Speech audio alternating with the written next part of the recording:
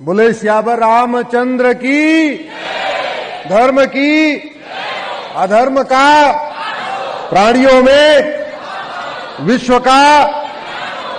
इस हाल में उपस्थित सभी संत जन को मैं प्रणाम करता हूं, जो मंच पे हैं, जो सामने हैं, सबको प्रणाम करता हूं।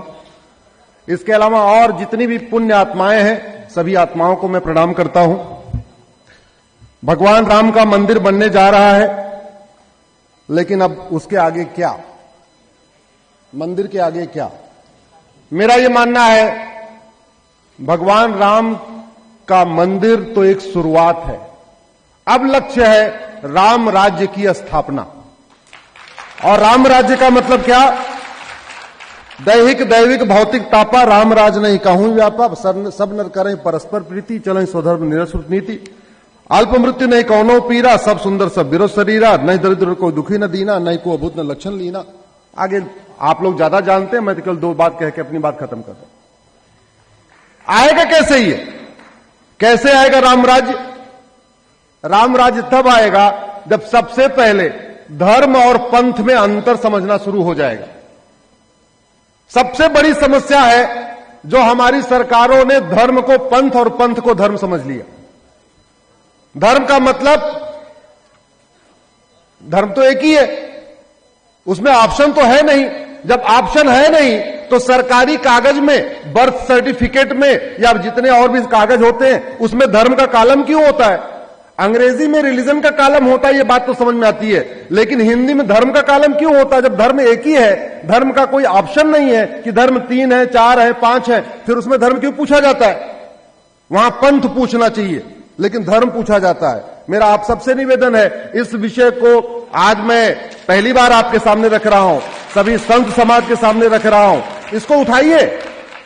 और भारत धर्मनिरपेक्ष नहीं है, भारत पंथ निरपेक्ष है। इसलिए सरकार अपने सारे डॉक्यूमेंट्स में धर्मनिरपेक्ष शब्द हटा दे और कागज के ऊपर धर्म पूछना बंद कर दे। इंग्लिश में रिलीजन पूछती है, बात समझ में आता है, लेकिन सरकार कागजों में धर्म न पूछे, पंथ पूछे। अंतर क्या है धर्म और पंथ में? अंतर यह है, जो पंथ है वो केवल अपने प्रचार और प्रसार का काम करता है, धर्म मानव कल्याण का करता है। उदाहरण के लिए इस्लाम एक धर्म है, इसलिए अगर इस्लाम को हम अपनी भाषा में कहें तो इस्लाम यह कहता है मुस्लिम्स की जय हो, गैर मुस्लिम्स का नाश हो, मुस्लिम्स में सद्भावना हो, मुस्लिम्स का कल्याण हो। बाइबिल एक, क्रिश्चियनिटी एक पंथ है, तो वो क्या सिखाता है? ईसाइयों की जय हो, गैर ईसाइयों का नाश हो, ईसाइयों में सद्भावना हो और ईसाइयों का कल्याण हो। सनातन धर्म है, इसलिए हम क्या कहते हैं? धर्म की जय हो, अधर्म का नाश हो, प्राणियों में सद्भावना हो, विश्व का कल्याण हो। हम कभी नहीं कहते हिंदू की जय हो, गैर हिंदुओं का नाश हो, हिंदुओं में सद्भावना हो और केवल हिंदुओं का कल्याण हो। यह अंतर है धर्म और पंथ में। दुर्भाग्यवश चूंकि गुलामी की शिक्षा व्यवस्था चल रही है, गुलामी के नियम कानून चल रहे हैं, गुलामी का नाम चल रहा है, गुलामी का निशान चल रहा है, गुलामी की भाषा चल रही है, गुलामी का रीति रिवाज चल रहा है, गुलामी की परंपरा चल रही है, गुलामी की शिक्षा व्यवस्था चल रही है, गुलामी की पुलिस व्यवस्था चल रही है, गुलामी की न्यायिक व्यवस्था चल रही है, गुलामी का टैक्स सिस्टम चल रहा है, सब कुछ गुलामी का चल रहा है। इसलिए सब कुछ खिचड़ी बना हुआ है, हौच पौच बना हुआ है, क्लैरिटी नहीं आ रही है। जो जो काम मुगलों ने तलवार के दम पे किया, वो सारे काम अंग्रेजों ने कानून बना के किया, और वही काम कांग्रेस की सरकार ने कानून बना के किया। अंग्रेजों ने, मुगलों ने मठ मंदिर को तलवार से तोड़ा, अंग्रेजों ने मठ मंदिर को कानून बना के अपने कंट्रोल में किया, और वही काम कांग्रेस ने किया। अंग्रेज तो केवल 2 मठ मंदिरों को कंट्रोल करने के लिए 2 कानून बना के गए थे। आजादी के बाद 33 कानून और बना दिए गए मठ मंदिरों को कंट्रोल करने के लिए। इस समय भारत में 35 कानून मठ मंदिरों को कंट्रोल करने के लिए चल रहे हैं। चर्च, मजार, दरगाह, मस्जिद के लिए 1 कानून नहीं है, मठ मंदिरों के लिए 35 कानून है। चर्च, मजार, दरगाह, मस्जिद की 1 रुपए की प्रॉपर्टी पे सरकार का कब्जा नहीं है, मठ मंदिरों की 1 लाख करोड़ की प्रॉपर्टी पे सरकार का कब्जा है।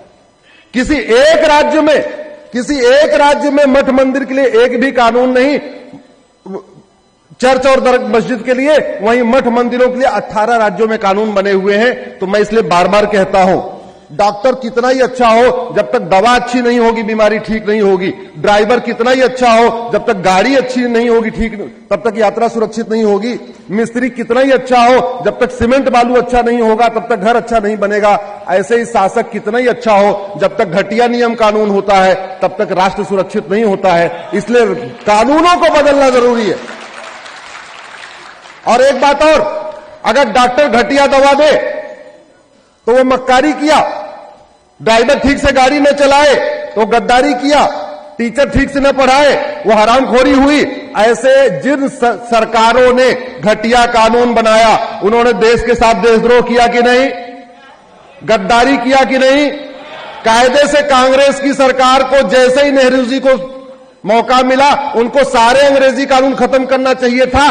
भारत को, भारत की संस्कृति को, भारतीय परंपरा को, भारत के रीति रिवाज को प्रमोट और प्रोपोगेट करने के लिए कानून बनाना चाहिए था।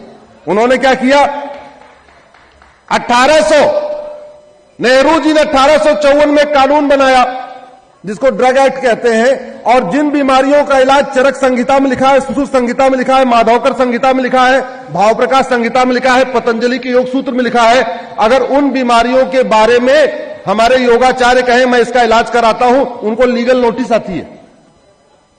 भारतीय चिकित्सा व्यवस्था को बर्बाद कर दिया इस 1894 के कानून ने।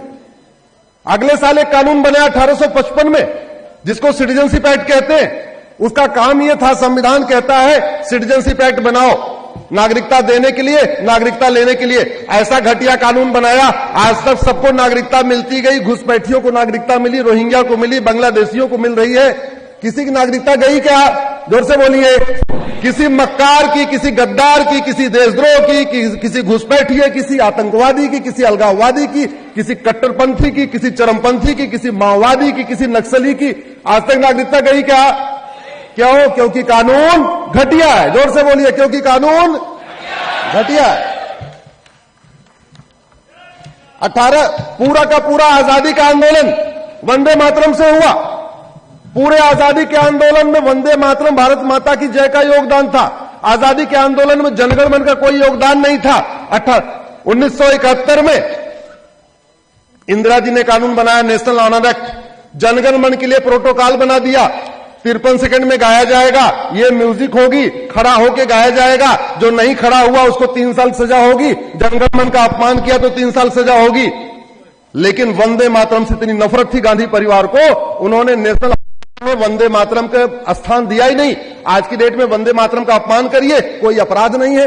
वंदे मातरम को कोई किसी तरीके से गाता है, कोई 53 सेकंड में गाता है, कोई 3 मिनट में गाता है, कोई किसी म्यूजिक में गाता है, कोई पॉलिटिकल पार्टियां अलग तरीके से गा रही है, फिल्मों में अलग तरीके से गाया जा रहा है, सीरियल्स में अलग तरीके से गाया जा रहा है, जबकि पूरा का पूरा आजादी का आंदोलन वंदे मातरम से हुआ था।